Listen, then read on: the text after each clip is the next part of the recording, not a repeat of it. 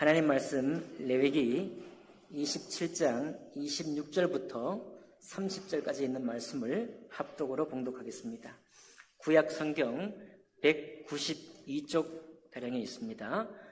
구약 성경 192쪽 가량에 레위기 27장 26절부터 30절까지 말씀을 합독으로 봉독하겠습니다. 오직 시작. 오직 가축 중에 처음 난 것은 여호와께 드릴 것이라. 소나 양은 여호와의 것이니 누구든지 그것으로는 성별하여 드리지 못할 것이며, 만일 부정한 짐승이면 내가 정한 값에 그 5분의 1을 더하여 물을 것이요, 만일 무르지 아니하려면 내가 정한 값대로 팔지니라. 어떤 사람이 자기 소유 중에서 오직 여호와께 온전히 바친 모든 것은 사람이든지 가축이든지 기업에 바치든지 팔지도 못하고 무르지도 못하나니, 바친 것은 다 여호와께 지극히 거룩함이며 온전히 바쳐진 그 사람은 다시 무르지 못하나니 반드시 죽일지니라.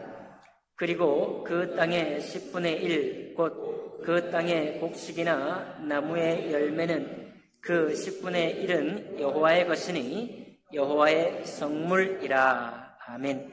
말씀과 예배를 위해 기도하겠습니다. 오 하나님 아버지, 당신의 귀하고 거룩하신 이름을 찬양합니다. 오늘 주님께서 베푸신 이 말씀을 통해서 우리를 거룩하게 인도해 주시고, 그 거룩된 마음이 우리 하나님 앞에 찬송이 되며 우리 주님 앞에 기쁨이 되는 우리의 삶이 될 수 있도록 역사해 주옵소서. 예배 시종을 주님께 의탁하며 감사할 때 귀하신 우리 주 예수님 이름으로 기도하옵나이다. 아멘. 자리에 앉으시겠습니다. 오늘 읽은 말씀을 본문으로 해서 하나님께 바쳐진 사람이라는 제목으로 하나님 말씀 나누겠습니다. 기독교 역사에 수많은 신앙의 선배가 있지만 베드로만큼 드라마틱하고 또 우리와 또 비슷하다라고 생각이 되면서도 참 하나님 앞에 참된 헌신을 한 사람의 일을 찾아볼 수가 없습니다. 근데 베드로는 인생에 세 단계의 변화를 가진 인물입니다. 첫 번째는 자기가 부모의 자녀로 태어나서 성인이 되어서 결혼하기까지, 결혼해서 한참을 살 동안에 자연인으로, 그리고 자기가 옳다 하는 자기 마음대로, 자기 뜻대로 살았던 시간이 인생의 전반기 시간이었습니다. 두 번째 단계는 예수 그리스도라는 예수님을 만나서 그 예수님을 따라주고자 했던 3년 반 동안의 시간이었습니다. 그 3년 반 동안의 시간은 사실은 우리 주님을 참으로 만났다기보다는 우리 주님의 이름과 그 놀라우신 역사를 듣고 자기가 인생 전반기에 이제 자연인으로 살 때 꿈꾸었던 소망을 특별히 이루어 주실 분이라는 그런 믿음을 가지고 그 어부 생활을 접고 우리 주님을 따랐던 그 삶이 두 번째 삶입니다.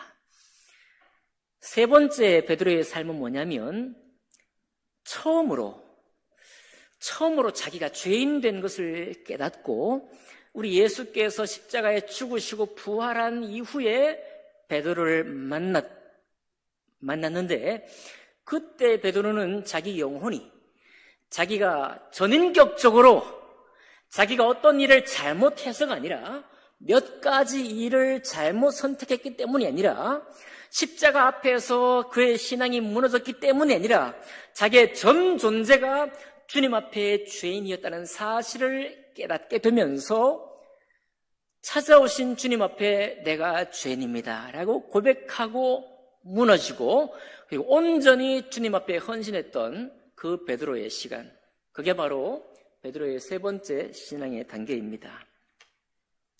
이것은 우리에게 굉장히 놀라운 신앙의 길을 우리에게 보여주고 있습니다.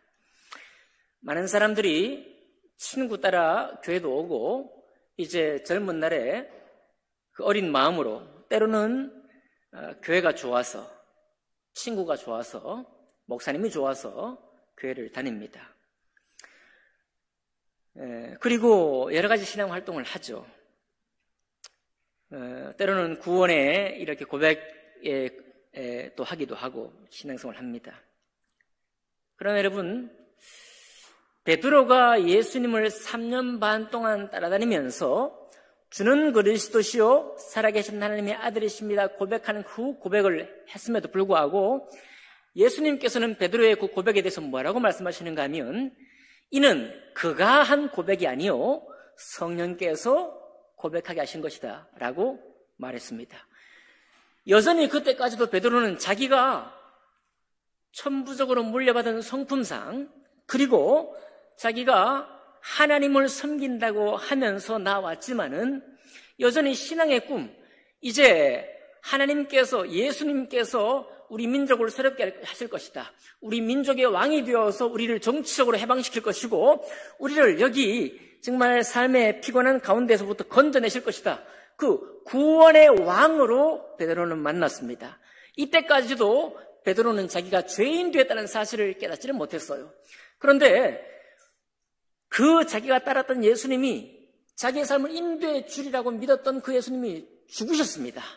더 이상 따라다닐 수가 없어요. 더 이상 그분과 함께 동행할 수도 없었습니다. 그래서 버려두었던 그물을 다시 붙들었어요. 다시 자기 집으로 내려갔습니다. 자기 고향으로 내려가서 다시 어부 생활을 시작했어요. 그때 부활하신 주님이 찾아왔을 때 그동안 이해되지 못했던 주님의 많은 권면의 말씀이, 그동안 듣긴 들었지만 깨달아지지 못했던 주님 말씀이 일순간 깨달아지면서 나는 주님 앞에 전 존재가, 내가 전인격적으로 주님 앞에 죄인됐다는 사실이 깨달아지면서 다시 주님을 따랐는데, 그때부터는 주님께 바쳐진 사람이 되었습니다. 내가 자의지, 내 의지로 주님을 따라갔던 삶이, 그런 신앙이 아니라 주님께 온전히 바쳐진 신앙이 된 거예요. 이것이 모든 사람이 목표하고 따라가야 할 신앙의 참된 부르심이고 참된 헌신의 신앙인 것입니다. 그러기 전까지는 여러분과 저희 신앙은 하나님 말씀을 들어도 잘 이해가 되지 않을 뿐만 아니라, 그리고 그 말씀이 나를 부르고 있어서 내가 주님 앞에 바쳐진 존재라는 이 생각까지 도달하기가 힘들어요. 결론부터 말씀드리면, 많은 사람들이 오늘 오해를 하고 있는데, 우리가 죄인 된 고백을 하면, 최근에도 어떤 이상한 목사님이 대가리 박아 이런 일을 주문했는데 그 교회에 오랫동안 신앙생활을 한 사람들이 대가리를 박아요. 이런 어처구니 없는 요청을 하는 것으로 잘못 오해를 할 수 있습니다. 아무 생각도 하지 않고 이상한 주문에도 하나님의 대리자라고 생각하면서 순종하는 것이 신앙이라고 착각할 수도 있어요. 이런 못된 모습을 보면서 하나님께 바쳐진 신앙에 대해서 엄청 오해를 하게 되는 거예요. 아, 그래서는 안 되겠다. 내가 내 의지를 가지고, 내가 내 생각을 가지고, 똑바른 나의 주체적인 생각을 가지고 주님 앞에 나가야지, 이렇게 생각을 할 수 있는 것입니다. 그러나 여러분, 잘못된 사건을 가지고 참된 신앙으로 나아가야 할 길을 끊어버린다든지 막아서는 것은 어리석은 것입니다.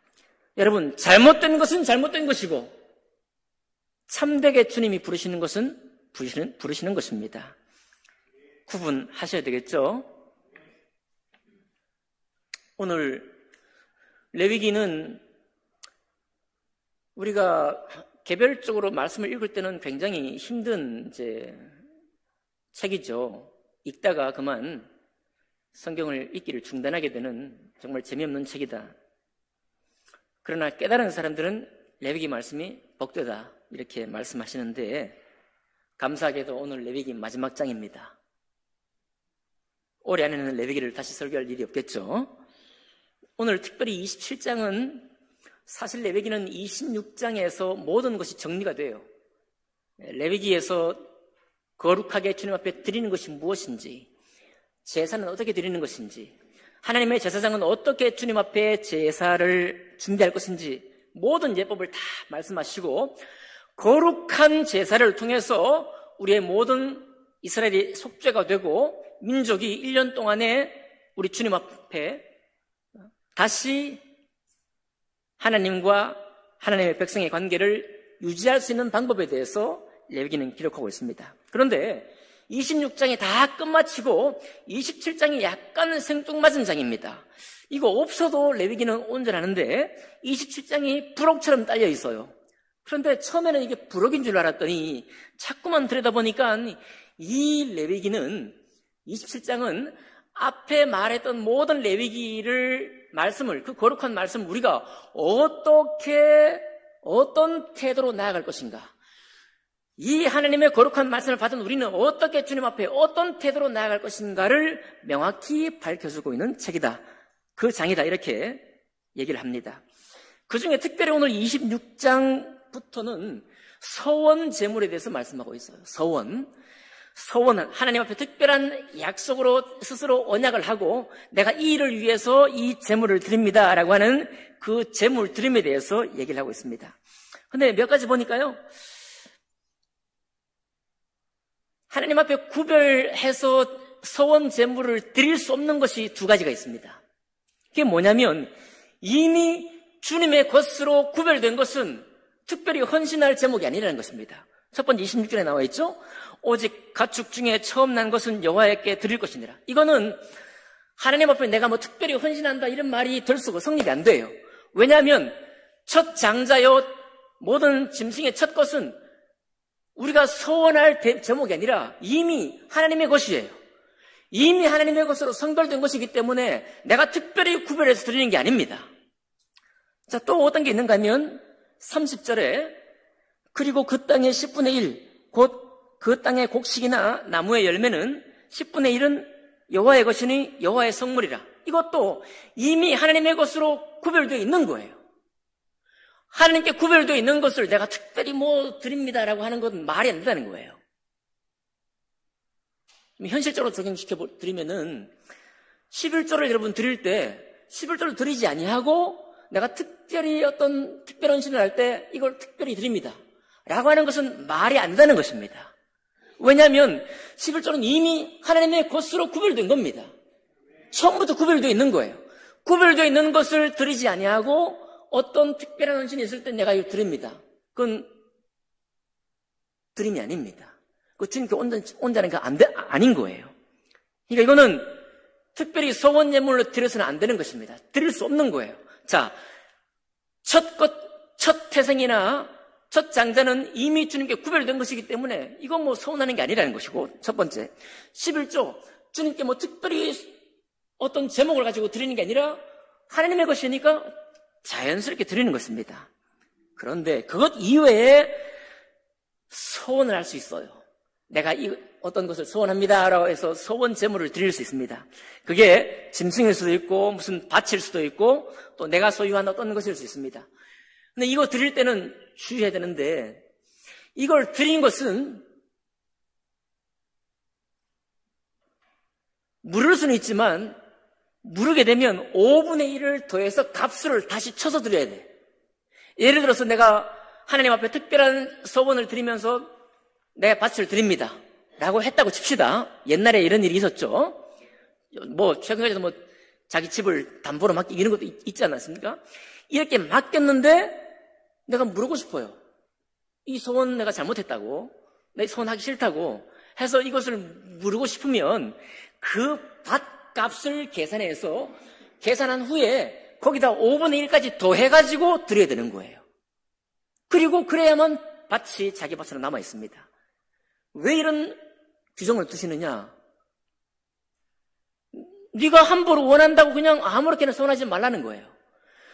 그리고 특별한 이유가 있어서 소원한다면, 그것을 물은다고 한다면 그 밭값을 잘 계산하고 5분의 1이나 더해가지고 드려야 돼. 그러니까 소원을 하고자 한다면 참으로 준비되어서 정말로 내 원하는 마음이 물을 이유가 없다라고 할 정도의 확신이 있을 때 그때 소원을 하라는 겁니다. 그렇죠? 근데 오늘 그것보다 더 중요한 게 있어요. 사람을 소원하는 경우입니다. 28장 29절이에요. 28절 29절입니다. 제가 읽어드릴게요. 어떤 사람이 자기 소유 중에서 오직 여호와께 온전히 바친 모든 것은 사람이든지 가축이든지 기업에 바치든지 팔지도 못하고 모르지도 못하나니 바친 것은 다 여호와께 지극히 거룩합니다. 자, 여기 바치긴 바치는데 어떻게 바치는 것이냐면 온전히 바치는 거예요. 여러분 이제 잘 이해하셔야 됩니다. 뭐 밭을 통째로 드리는 게 온전히 드리는 게 아니고요. 이거는 하나님 앞에 완전히 이건 하나님의 소유라고 해서 완전히 드리는 겁니다. 온전히 바친다 이 말은 히브리 말로 바친 것, 뭐 이런 뜻입니다. 하렘, 바친 것인데 이게 정확히 번역하면 온전히 바친 거예요. 온전히 바친 것은 어떤 이유가 있어도 무르지도 못하고 팔지도 못합니다. 더욱 중요한 것은 사람이에요. 아니 그런데 사람을 제물로 바쳐요? 인신공양도 아니고요. 왜 사람을 제물로 바친다는 거죠? 이거는 하나님의 성전에 봉사할, 하나님께 평생을 봉사하는 봉사자로 바치는 것을 말하는 거예요. 이해되시죠? 어머니 한나가 자기 아들 사무엘을 바쳤잖아요. 그리고 어릴 때 2살 정도까지는 어미 젖으로 키우고 했다가 젖될 때쯤 되어서는 하나님의 성전에 들어갔습니다. 그리고 거기서 엘리 제사장의 양육을 받고 자랐을 뿐만 아니라 사무엘 선지자가 죽을 때까지 하나님의 제사장으로 하나님의 선지자로 평생을 살다가 하나님 품에 갔습니다. 그렇죠? 이와 같은 경우를 말해요. 온전히 바치신 것, 헤렘으로 바치신 것이다 라고 하는 것이에요. 29절 보니까요, 이렇게 온전히 바쳐진 그 사람은 돈으로 무르지 못한다 그랬죠. 다시 취소할 수 없다 그랬죠. 만약에 이 온전히 바쳐진 사람을 물으려고 한다, 그러면 죽어야 돼요. 물을 수 있는 유일한 길이 뭐냐면 죽는 것입니다. 온전히 바쳐진 그 사람은 다시 무르지 못하나니 반드시 죽일지니라. 이렇게 되어 있어요. 성경에도 몇 가지 예가 나와 있습니다. 여러분, 사울 왕의 아들이 요나단인데 사울 왕이 갑자기 소원을 했어요. 어떻게 소원을 했는가 하면 전투가 치열할 때 이 자기 군대의 모든 전투 부대가 끝까지 싸우기를 결단해야 할 필요가 있을 때, 모든 군대의 그 사기를 모으기 원할 때 그렇죠?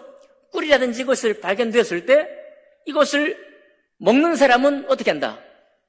죽인다라고 소원했어요. 먹는 사람은 죽인다고 소원했습니다. 그런데 그걸 누가 먹었어요? 자기 아들 왕을 승계할 요나단이 먹었죠. 듣지 못했습니다. 그는 그의 소원을 듣지 못한 채로 먹었어요. 그럴 때 사울의 반응이 어땠습니까? 죽이려고 했어요. 이게 헤렘입니다. 온전히 바쳐진 소원 속에서도 이미 온전히 주님께 죽음으로 바친다라고 소원했기 때문에 요나단을 죽이려고 했어요. 그러나 누가 말렸어요? 이스라엘 백성이 말렸습니다. 그가 듣지도 못했을 뿐만 아니라, 그렇죠?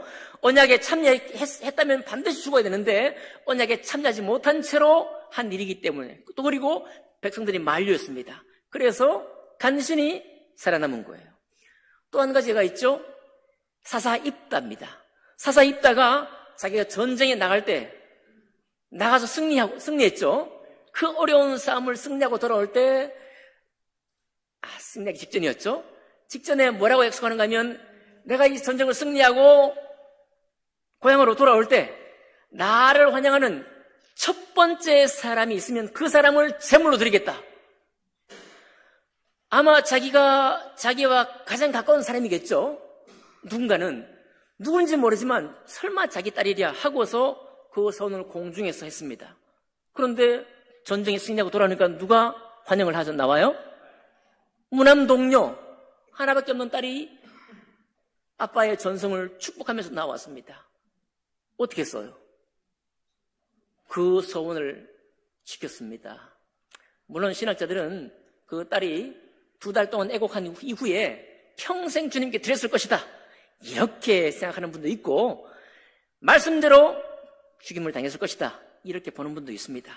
만약 이 헤렘의 법, 온전히 바쳐졌다고 하는 그 법에 따르면, 물론 그 딸도 그 언약에 참여하지는 못했지만은 죽음을 당했을 가능성도 상당히 있는 것입니다. 자, 어쨌거나 중요한 건 어찌 아비가 그럴 수 있느냐, 아들에게 그럴 수 있느냐, 딸에게 그럴 수 있느냐, 이게 중요한 게 아니라 하나님 앞에 서원한 것이고, 오늘 특별히 28절은 온전히 바쳐지기를, 온전히 그의 평생을 되기르기로 서원했을 경우에는 어떻게 할 수 없다고요? 돌이킬 수 없습니다. 물을 수도 없고 돌이킬 수도 없고 평생 동안 구별된 삶을 살 수밖에 없는 것입니다. 오늘 말씀의 제목이 뭐라고요? 하나님께 바쳐진 사람. 그러니까 여러분, 저는 하나님께 바쳐진 사람인가요? 저만 하나님께 바쳐진 사람이죠? 여러분, 예수 그리스도 우리 주님이 십자가에 오르기 전에 아버지여, 할 수 있거든 이 잔을 내게서 옮겨주십시오라고 그 인생의 육체의 모든 살아있던 요구를 다해서 주님 앞에 간구했습니다. 표현을 하셨죠. 그냥 묵묵부답하게 계신 게 아니라 당신의 육체가 말하고 당신의 이 몸이 말하는 모든 것들을 토해내셨습니다. 그리고 다시 순종해 가시기를 십자가의 죽으심 앞에 순종해드리고, 바로 여러분과 저 인생의 모든 사람, 부모에게 난 모든 자손을 위해서 온전히 바쳐진 제물이 되셨습니다. 그래서 주님이 드리심은 헤렘의 제물로 드려진 것입니다. 물을 수 없는 거예요. 값을 주고도 다시 회복할 수 있는 것이 아닙니다. 온전히 바쳐진 그 헌신된 제물로 여러분과 저를 위해서 제물 되신 것입니다. 그리고 우리 주님께서 우리에게 구원의 은혜를 우리에게 베푸셨는데, 예수 그리스도를 값을 주고 우리 주님의 피와 물을 다 쏟으시고 하나님 앞에 물러지지도 아니하고 값으로 대신 지불할 수 없는 그 죽음으로 온전히 제물 바쳐진 그 값을 지불하시고 여러분과 저를 하나님의 것으로 취하셨어요. 하나님의 것으로 우리를 값주고 사신 것입니다. 그래서 우리 주님께서 계속 하시는 말씀이에요. 로마서 12장 1절에 그러므로 형제들아, 내가 하나님의 모든 자비하심으로 지금까지 주님께서 우리에게 베푸신 이 자비하심의 일을 볼 때 결국 그러므로 너희를 권하노니 너희 몸을 하나님이 기뻐하시는 거룩한 산 제물로 드리라 라고 권면하는 것입니다. 우리의 몸을 하나님이 기뻐하시는 거룩한 산 제물로 드리라. 제물이라니요. 우리 주님 앞에 우리를 제물로 드리라는 것입니다.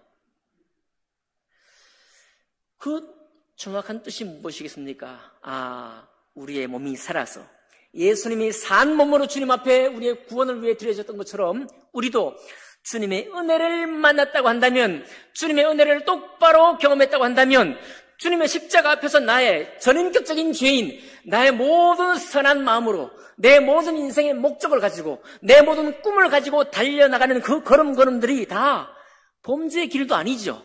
때로는 우리는 정말 많은 사람에게 손도 끼치고 좋은 것도 베풀었건만, 주님의 거룩함 앞에 서니 나는 전적으로 죄인일 수밖에 없는 사람이군요. 이것을 깨달은 자가 나아가는 신앙의 선택이 무엇인가 하면, 맞습니다, 주님. 나는 주님께 드려진 존재입니다. 내가 주님께 이것을 헌신했습니다가 아니요. 내가 자발적으로 자원해서 내가 이것을 주님께 드립니다가 아닙니다. 우리 성경 말씀에는 자원해서 기쁨으로 드리라고 그랬어요. 우리가 주님께 드릴 때도 억지로나 인색함으로 드리지 말라고 그랬습니다. 그러면서 자원해서 기쁨으로 주님께 드리라고 그랬어요. 이것이 우리가 주님께 드리는 합당한 것입니다. 그런데 여러분과 저의 기쁨으로 드리는 자원을 넘어서서 주님, 나는 내가 무슨 넉넉한 것이 있어서 주님께 특별한 어떤 은총을 받아서 내가 이제 할 만할 때가 되어서 주님께 기쁨으로 드리는 것이 아니라 나는 주님께 바쳐진 존재이기 때문에 드립니다. 이것이 베드로가 세 번째 만났던 그 주님 앞에서 가졌던 신앙입니다. 오늘날 우리가 오해하는 신앙이 많이 있어요. 저도 정말 정확하게 여러분에게 집어서 가르치지 못한 내용도 바로 이런 내용입니다. 어떤 분들이 우리가 이렇게 시간을 쪼개가지고 주님 앞에 이렇게 헌신했어요. 내가 주님께 어떤 교회를 돌아보았습니다. 내가 교회를 세우는데 정말 필요한 나의 헌신을 드렸어요. 다른 사람은 놀 때, 다른 사람은 주님 일을 하고 있지 않을 때 나는 그래도 주님 일을 위해서 시간을 떼어놓고 헌신했습니다 라고 얘기를 합니다. 우린 그건 기쁨이에요. 내가 자발적으로 드리는 헌신이었고 내가 기쁨으로 시간을 떼서 드린 정말 자랑스러운 나의 헌신이에요. 내가 주님께 드렸으니 다른 어떤 이들보다도 귀한 고백입니다. 그러나 기억하십시오. 이 헌신은 베드로의 두 번째 헌신과 닮은 것입니다. 내가 그물을 버려두고 주님을 따라갑니다.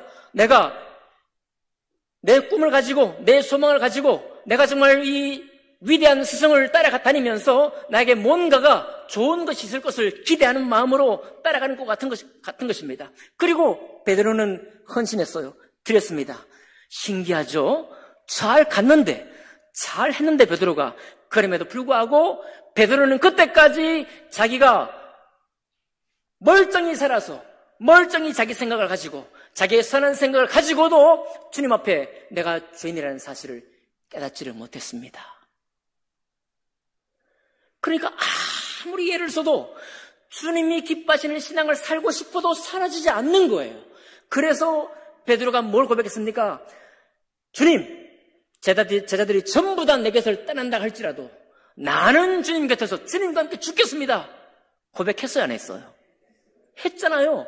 그가 주님이 하신 말씀이 너무 귀해. 그분의 가르침이 너무나 옳고 그분의 가르침만큼 잘 가르치는 사람이 없어요, 이 세상에. 그래서 따라갔습니다. 그리고 믿음으로 나아가 보니까 결국은 주님을 따라갈 때 이런 고백이 하는 것 당연해. 내가 정말 자발적으로 고백을 했습니다. 그러나 그 자발적인 고백조차도 주님 앞에 설 수가 없었습니다. 그 고백을 이룰 수가 없었어요. 그러니까 베드로가 물렀습니다. 다 물러버리고 고향으로 간 거예요. 가서 안 되겠다. 내가 따랐던 더 이상 주님을 따라갈 수도 없고 주님이 안 계시니까 따를 수도 없고 그 길로 나갈 수 없으니 나는 전에 살던 대로 살아야 되겠다 하고 내려간 거예요. 그러나 베드로를 사랑하시는 주님이 다시 찾아왔습니다. 찾아오시는 주님을 보자마자 베드로가 그때 깨달은 거예요. 이렇게 펄펄 살아있는 나의 정신을 가지고 대한민국에서 배운 모든 지식과 교육을 가지고 그리고 부모님께 물려받은 이 선한 성품을 가지고 막 살고 신앙생활을 했더니 그것이 주님 앞에 죄인이라는 사실을 피해갈 수 있는 것이 아니었구나. 그리고 어떤 한두 가지를 잘못해서가 아니라 나의 전인격이 주님 앞에 죄인이구나. 존재가 죄인이구나라는 사실을 깨달은 것입니다. 그때부터 베드로는 주님 앞에 설 수 있었어요. 주님 말씀 앞에 순종해 갈 수 있었던 것입니다. 요즘 특이점이란 말이 과학계에서 나오고 있고 이제 과학에서 나온 그 말이 일상생활 속에 번지고 있습니다. 특이점. 이 특이점이라는 건 뭐냐면 요즘 AI 시대 아닙니까? AI 시대. AI가 너무 발달해가지고 지금까지는 우리가 활용할 정도의 AI예요. 우리가 활용하면 너무 괜찮은 AI입니다. 근데 특이점은 뭐냐면 기술 진보가 너무 빨라가지고 지금까지는 AI를 만든 건 사람이지만 앞으로는 사람은 AI를 더 이상 만들 수가 없고 AI가 스스로 자기를 발전시켜서 사람이 이해할 수 없는 원리와 이론을 스스로 만들어 간다는 거예요. 이게 특이점입니다. 이 특이점을 지나면 더 이상 사람이 AI를 다룰 수가 없어요. AI가 사람을 다루게 될 수 있는 그런 시대가 온다라고 굉장히 사람들이 때로는 걱정도 하고 두려워도 하는 것이거든요. 그 특이점입니다. 많은 연구자들이 그런 AI를 만들기 위해서 헌신하고 있고 또 정반대 과학자들이 그런 AI가 나오면 안 된다라고 열심히 윤리를 만들고 있습니다. 여러분, 이 21세기를 살아가면서요, 그리고 2025년을 살아가면서 여러분과 저에게 같이 함께 도전해드리기를 원합니다. 신앙에는 반드시 주여, 주님 도와주십시오. 네, 일깨우십시오. 네네. 특이점이 있습니다. 신앙에도 특이점이 있어야 됩니다. 이 특이점이 뭐냐면 지금까지는 나의 의지, 나의 추구, 나의 이성, 나의 생각을 가지고 주님 앞에 기꺼이 드리기도 하고 신앙생활을 해왔습니다. 그러나 그것은 결코 주님의 부르심 앞에 온전히 바쳐지는 신앙이 될 수가 없습니다. 우리의 신앙에도 특이점이 와야 되는데 이건 뭐냐면 하나님, 내가 괜찮은 사람인데요. 내가 아무리 둘러봐도 저분보다 훨씬 나은데요. 내가 믿음 없는 사람보다 훨씬 더 많은 신앙생활을 했는데요. 내가 지금까지 수많은 기쁜 마음으로 주님께 드렸는데요. 좋습니다. 잘하셨습니다. 그 모든 과정에 우리 주님의 은혜가 있어 왔습니다. 주님이 여러분과 저를 인도했습니다. 분명코 주님이 인도했습니다. 그러나 마지막 특이점을 지나야 하는데 그건 뭐냐면 내가 뭘 주님께 드렸습니다. 내가 정말 기쁜 마음으로 주님께 드립니다. 그 신앙이 아니라 하나님, 나는 주님께 바쳐진 존재입니다. 예수 그리스도, 당신께서 나를 바쳐진 존재로 살게 하셨습니다. 주님, 나는 무익한 종입니다. 내가 무슨 대단한 무언 가지고 뭘 주님 앞에 꺼내놓는, 사람들 앞에 꺼내놓는 것이 아니라 당연히 주님께 나의 전 존재로 내 남은 삶으로 주님의 부르심 앞에 응답하는 바쳐진 존재로 내가 삽니다 라고 하는 고백이에요. 결론입니다. 근데 이 고백이 베드로는 자연인으로 30년, 40년 살다가 3년 반 동안 주님을 따랐다가 그리고 포기하고 주님께 죄를 짓고 난 후에 깨달은 것이지만 그 깨달음은 언제 오느냐? 간단한 것입니다. 그 깨달은 순간은 어떤 순간이냐? 간단한 거예요. 이미 우리도 알고 있습니다. 그게 뭐냐면 주님 앞에 나의 존재가 죄인이라는 사실을 깨닫는 순간인 것입니다. 그것을 온전히 깨달을 때 베드로의 신앙 속으로 들어가기 시작하는 것입니다. 여기 헬렘의 신앙, 바쳐진 신앙, 어떻게 바쳐져요? 온전히 바쳐진 신앙, 온전히 들여진 존재의 신앙이 되는 것입니다. 이것이 없어서 우리가 옛날을 돌아보면서 그때 정말 주님을 잘 섬겼다. 목사님, 나 우리 이렇게 잘 생겼는데 우리 뭐 없습니까? 너무 좋은 얘기예요.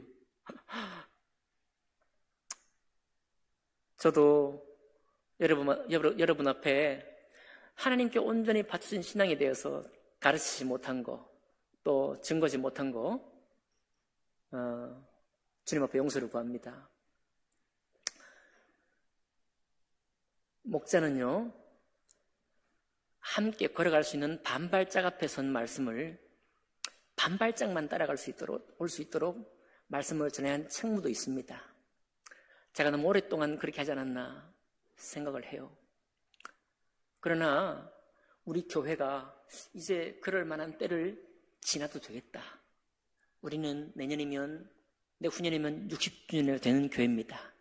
그리고 우리가 주님을 섬길 때, 우리의 주체적인 생각, 나의 소원함, 나의 자원함, 이 모든 살아있는 생생한 우리의 헌신의 마음을 가지고 섬기는 것 너무 아름다워요. 너무 귀한 신앙입니다. 그러나 분명히 주님이 찍어놓은 바쳐진 신앙, 온전히 주님께 바쳐진 신앙. 근데 그게 아깝지 않아. 그게 막 손해본다는 생각이 없어. 오히려 주님, 당연합니다. 주님 믿는 내가 주님의 그 놀라운 헌신을 통해서 나를 값으로 하신 주님 앞에 내가 이렇게 사는 것은 당연한 노릇이고 마땅한 노릇입니다. 내가 아무리 섬겨도 나는 무익한 종으로 섬기는 것입니다. 이것이 합당한 신앙의 고백인 것입니다. 젊은 청년들이 저에게 중간에 쭉쭉 고백했어요. 목사님 존경합니다. 목사님 존경합니다. 목사님 생업도 포기하고 학문도 포기하고 정말 주님의 종으로 목사로 사는 거 쉽지 않은데 이렇게 헌신했으니 어떻게 그러죠? 어떻게 그럴 수 있습니까? 라고 종종 얘기를 해요. 어떻게 그럴 수 있냐고요? 여러분, 청년들 더 이상 저를 존경하지 마세요. 혹시라도 그런 말 있으면 존경의 마음이라는 것은 따라가고 있는 걸음이 아니요. 여러분, 주님 앞에 내가 누구인가가 분명히 밝혀지면 다 같은 마음이 돼요. 성도로 살든 목사로 살든 어떻게 살든 상관이 없고 어떤 폼으로 어떤 형식으로 살든지 그 마음이 같아집니다. 나는 무익한 종이라 주님 앞에 내가 드려진 것 아까워 쓰는 게 아닙니다. 당연히 드립니다. 마땅히 드립니다. 그리고 오히려 이렇게 나를 불러주신 것이 감사합니다. 라고 하는 고백이 마땅한 고백이라 그 말입니다. 헤렘으로 드려진 신앙, 온전히 주님께 바쳐진 사람으로서는 신앙. 오늘 주님은 레위기의 전체 이 거룩한 말씀을 부탁해놓고 우리에게 이 거룩에 참여하기 위해서 어떤 정신이 필요하냐, 어떤 믿음이 필요하냐, 바로 헤렘으로 바쳐진 신앙이 필요하다고 여러분과 저에게 말씀해 주고 있는 것입니다. 이렇게 남은 우리의 생애가 넉넉함으로 자발적으로 무익한 종이 되기로 선택하겠다고 작정하시는 이 한 시간이 되기를 주님 이름으로 축복합니다. 기도하겠습니다.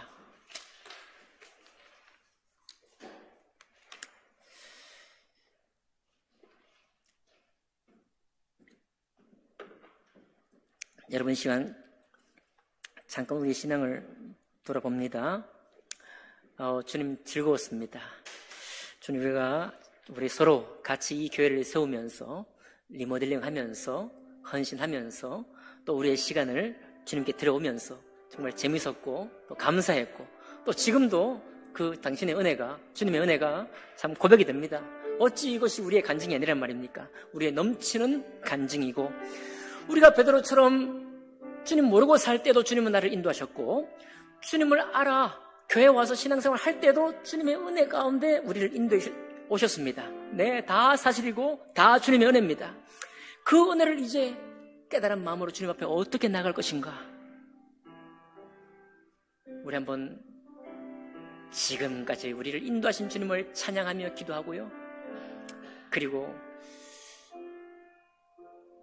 깨달은 마음으로나 깨닫지 못한 마음으로나 기도합시다. 오 하나님, 헤름으로 드려지는 이 바쳐진 신앙이 나를 정말 자유케 하시는 것이라면 내게 주십시오.